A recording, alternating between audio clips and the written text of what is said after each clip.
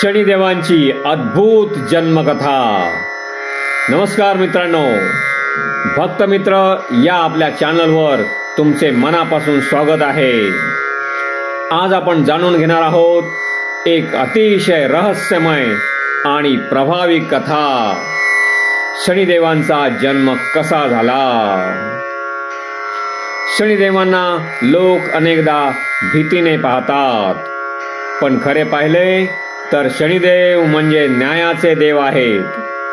ते माणसाला शिक्षा देत नाहीत, तर कर्मानुसार योग्य फळ देतात। आजच्या या व्हिडिओमध्ये आपण जाणून घेणार आहोत शनिदेवांचा जन्म कसा झाला, त्यांचे आई वडील कोण होते, त्यांचा रंग काळा का आहे आणि शनिदेव इतके प्रभावशाली का आहेत। म्हणून व्हिडिओ शेवटपर्यंत नक्की पहा।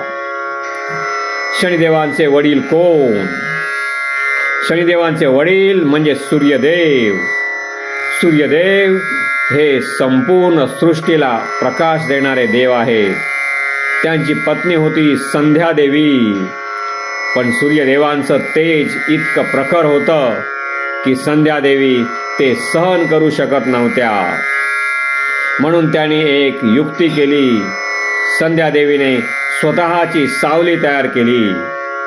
त्या सावलीचे नाव होते छाया, आणि त्या छायेला सूर्यदेवांची सेवा करण्यासाठी संध्या देवीने सांगितले। संध्या देवी आणि सूर्यदेव। सूर्यदेवांना सुरुवातीला हे कळले नाही की ही संध्या नाही, तर तिची सावली छाया आहे। छायादेवी खूप श्रद्धेने शिवाची भक्ती करायच्या, तसेच त्या संयमी होत्या। काळानुसार सूर्यदेव आणि छायादेवी यांना पुत्र झाला, तोच पुढे शनिदेव म्हणून ओळखला गेला। शनिदेवांचा जन्म। पुराणानुसार छायादेवी भगवान शिवाची खूप मोठी भक्त होती। ती सूर्यदेवांची ही अगदी श्रद्धेने सेवा करायची। शनिदेव तिच्या गर्भात असताना ती सतत भगवान शिवांची तपस्या करत होती। ती अनेक दिवस उपवास करायची आणि शिवनाम जप करायची। या कठोर तपस्येमुळे शनिदेव जन्मापासूनच अत्यंत शक्तिशाली झाले, पण तपस्येमुळे छायादेवी मात्र खूप क्रुश झाली। त्यामुळे जेव्हा शनिदेव जन्माला आले, त्यांचा रंग गडद काळा होता, म्हणून लोक त्यांना काळे देव म्हणू लागले। सूर्यदेव आणि शनिदेव। शनिदेव जन्माला आल्यावर एक घटना घडली। जेव्हा सूर्यदेवांनी प्रथमच शनिदेवांकडे पाहिले, तेव्हा त्यांना शंका आली, कारण शनिदेवांचा रंग खूप काळा होता। सूर्यदेवांना वाटले की हा मुलगा माझा नाही। त्यामुळे छायादेवी खूप दुखावल्या। त्या म्हणाल्या, हा तुमचाच पुत्र आहे। पण शनिदेवांनी त्यांच्यावर विश्वास ठेवला नाही। शनिदेवांची दृष्टी। एकदा रागात शनिदेवांनी त्यांच्या वडिलांकडे पाहिले, आणि काय आश्चर्य, त्याच क्षणी सूर्यदेवांचे घोडे अशक्त झाले। सूर्यदेवांचा रथ मंद झाला।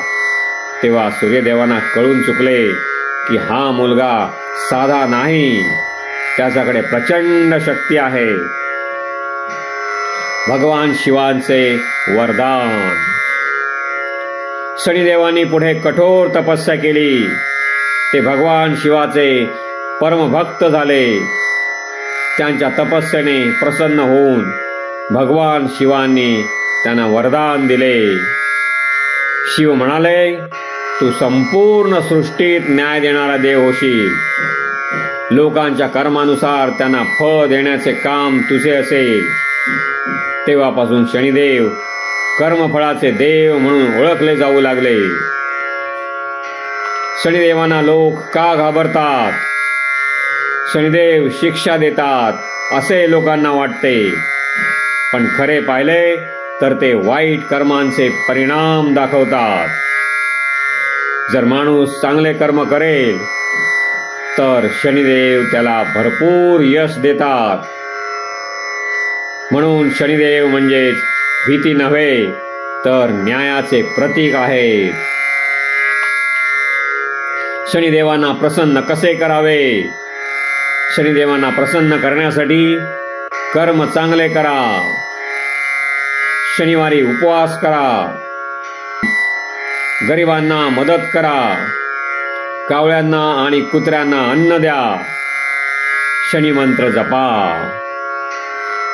शनिदेवांचा मंत्र ओम शं शनैश्चराय नमः. हा मंत्र रोज 108 वेळा म्हटल्यास शनिदेवांची कृपा मिळते.